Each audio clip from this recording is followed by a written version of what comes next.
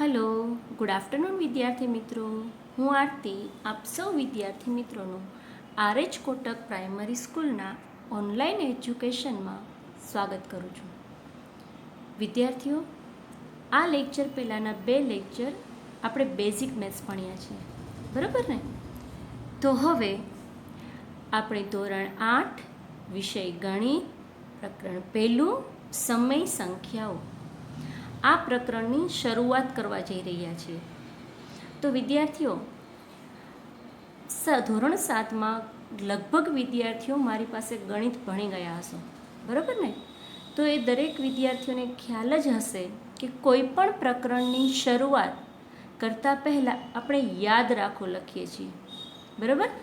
તો કે યાદ રાખો એટલે શું? તો કે કાઇન્ડ ફોર ઇન્ફોર્મેશન. તો યાદ રાખો એટલે શું? તો કે આખા પ્રકરણ દરમિયાન તમે જે કાંઈ દાખલા ગણો છો એ કયા ટોપિકના આધારે કયા ટોપિકનો એમાં ઉપયોગ થાય છે એ આપણે યાદ રાખવામાં લખીએ છીએ. અમુક વ્યાખ્યા તરીકે લખીએ છીએ અને અમુક આપણે ટોપિક્સ તરીકે લખીએ છીએ, બરાબર? તો આ પ્રકરણની શરૂઆતમાં પણ આપણે યાદ રાખો લખીશું. પણ એ શરૂઆત કરતાં પહેલાં ઘણા બધા વિદ્યાર્થીઓ મને કોમેન્ટ્સમાં CW કઈ રીતે લખવું, હોમવર્ક શું છે, આ બધા પ્રશ્નો પૂછે છે, બરાબર? તો સમજી લેજો વિદ્યાર્થીઓ કે આજથી દરેક લેક્ચરમાં વિડીયોમાં જે કાંઈ ટોપિક્સ જે કાંઈ દાખલા હું લખાવું છું એ બધું જ તમારે CWમાં લખવાનું છે. ક્લિયર? અને વિડીયો જોઈ લીધા પછી CWમાં લખેલું દરેક વસ્તુ રિપીટ રફ બુકમાં લખવાનું છે. રફ બુકમાં લખશો એ જ તમારું હોમવર્ક. વીકમાં 2 વખત મેથ્સનો પીરિયડ આવે છે તો વીકમાં 2 વખત મેથ્સનું હોમવર્ક હશે. જે વિદ્યાર્થીઓ વિડીયો જોશે એને જ હોમવર્કની ખબર પડશે. વોટ્સએપમાં કોઈ જાતનું હોમવર્ક મેથ્સનું નહીં આવે. ક્લિયર આ વસ્તુ? જેટલું હું વિડીયોમાં તમને કરાવું છું એ તમારે CWમાં લખતું જવાનું છે અને એ જ વસ્તુ રફ બુકમાં હોમવર્ક કરવાનું છે. ક્લિયર બધા વિદ્યાર્થીઓને? અને હા, એક વસ્તુ ખાસ કે તમે વિડીયો જુઓ છો ત્યારે સૌથી પહેલાં એક વખત વિડીયો જોતા જાઓ અને સમજતા જાઓ. ક્લિયર? બીજી વખત વિડીયો જુઓ ત્યારે લખતા જાઓ. જોઈને લખતા જશો તો સમજમાં કાંઈ નહીં આવે, એટલે પહેલાં સમજી લ્યો અને પછી લખો. આ બધાને ક્લિયર હશે કે આજથી મેથ્સની CWમાં લખવાનું છે અને જેટલું CWમાં લખો એટલું જ રફ બુકમાં લખવાનું છે. ઓકે વિદ્યાર્થીઓ, તો બધા પ્રકરણ 1 માટે રેડી છો ને? બરાબર? તો કે ધોરણ 8નું આપણું પહેલું પ્રકરણ સમય સંખ્યાઓ. હવે જો સમય સંખ્યાઓ સમજતા પહેલાં આપણે સંખ્યાઓના પ્રકારો શીખવા પડે.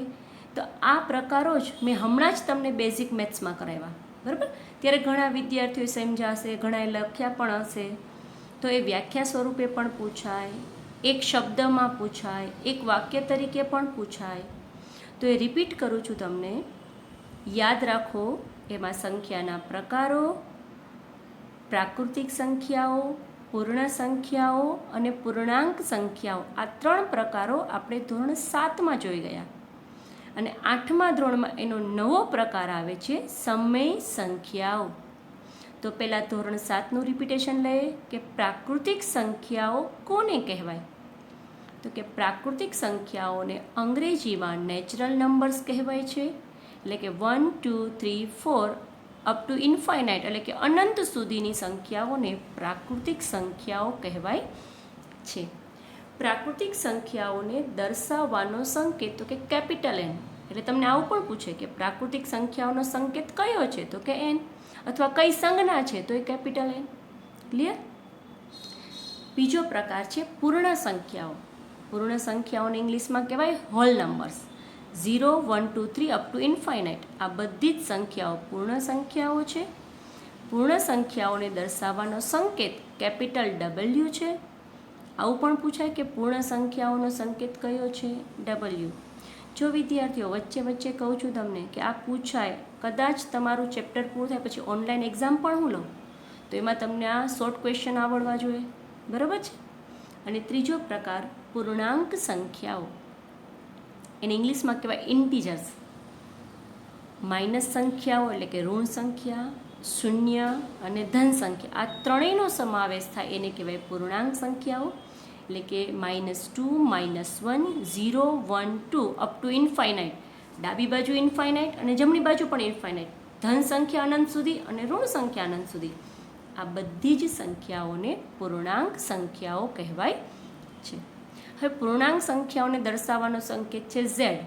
જો પ્રાકૃતિકમાં ઇઝીલી યાદ રહી જાય કે કેપિટલ N, નેચરલનો N, પૂર્ણમાં હોલનો W, પણ પૂર્ણાંક માટે ઇન્ટીજરનો I છે, પણ એનો રિયલમાં સંકેત છે કેપિટલ Z. ક્લિયર? જો મેં જે રીતે પોઈન્ટ વાઇઝ લખ્યું છે આ જ રીતે તમારે CWમાં લખવાનું છે. ક્લિયર? ત્યાર પછીનો નેક્સ્ટ પોઈન્ટ સમય સંખ્યાઓ, જેને ઇંગ્લિશમાં કહેવાય રેશનલ નંબર્સ.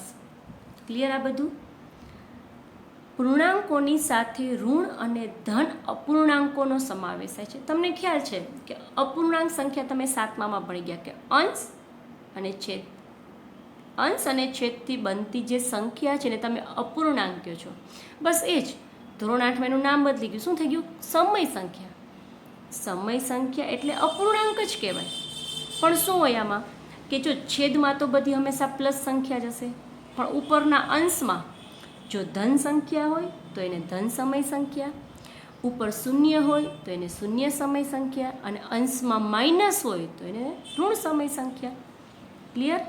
તો સમય સંખ્યાની વ્યાખ્યામાં જો ત્રીજો પોઈન્ટ કે જે સંખ્યાને પીના છેદમાં ક્યુ, એટલે પી શું છે? અંશને પી કહેવાય, છેદને ક્યુ કહેવાય. તો કે જે સંખ્યાને પીના છેદમાં ક્યુ સ્વરૂપે લખી શકાય તેવી સંખ્યાને સમય સંખ્યા કહેવાય છે. હવે જ્યાં આપ્યું છે P Q belongs to Z, belongs to એટલે સભ્ય છે, તો કે સ્મોલ પી અને સ્મોલ ક્યુ કોના સભ્ય છે? તો કે ઝેડ. ઝેડ કોણ છે? પૂર્ણાંક સંખ્યા. એટલે કે પી અને ક્યુ બંને ધન સમય સંખ્યા હોઈ શકે, ઋણ હોઈ શકે અને શૂન્ય પણ હોઈ શકે. પણ ક્યુ છેદમાં છે, છેદ ક્યારે શૂન્ય હોય નહીં, એટલે બાજુમાં લખ્યું છે Q is not equal to 0. Clear? સમય સંખ્યાઓ એટલે એક પ્રકારનો અપૂર્ણાંક, પણ અપૂર્ણાંક પ્લસ હોય, માઇનસ હોય અને શૂન્ય હોય. તો આ ત્રણેય સંખ્યા જે અપૂર્ણાંક છે એનું કોમન નામ છે સમય સંખ્યા. ક્લિયર બધાને?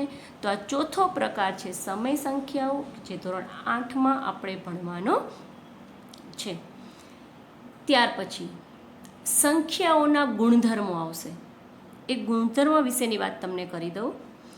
સંવૃત્તતાનો ગુણધર્મ, ક્રમનો ગુણધર્મ, જૂથનો ગુણધર્મ, આ બધા ગુણધર્મ આપણે ડિટેલમાં નેક્સ્ટ લેક્ચરમાં સમજીશું. અત્યારે બધાના નામ જોઈ લઈએ.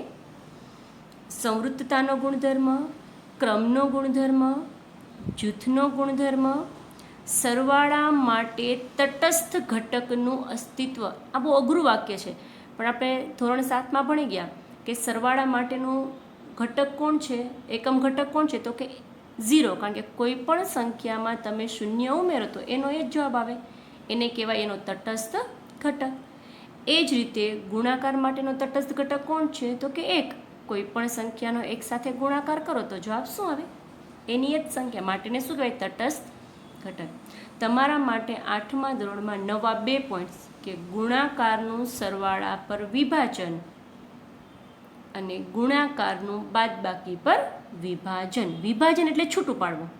ધારો કે ગુણાકાર જો a ગુણ્યા કૌંસમાં b પ્લસ c, પેલી નિશાની ગુણાકાર એટલે બોલાય ગુણાકારનું, બીજી નિશાની સરવાળો, એટલે ગુણાકારનું સરવાળા પર વિભાજન, અને બીજો નિયમ ગુણાકારનું બાદબાકી પર વિભાજન.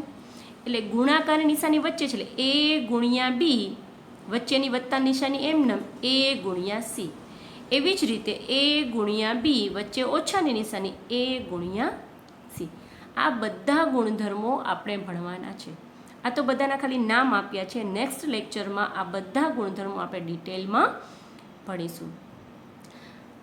હલો વિદ્યાર્થી મિત્રો, હવે તમને ખ્યાલ આવી ગયો કે તમારે શું અને કઈ રીતે લખવાનું છે.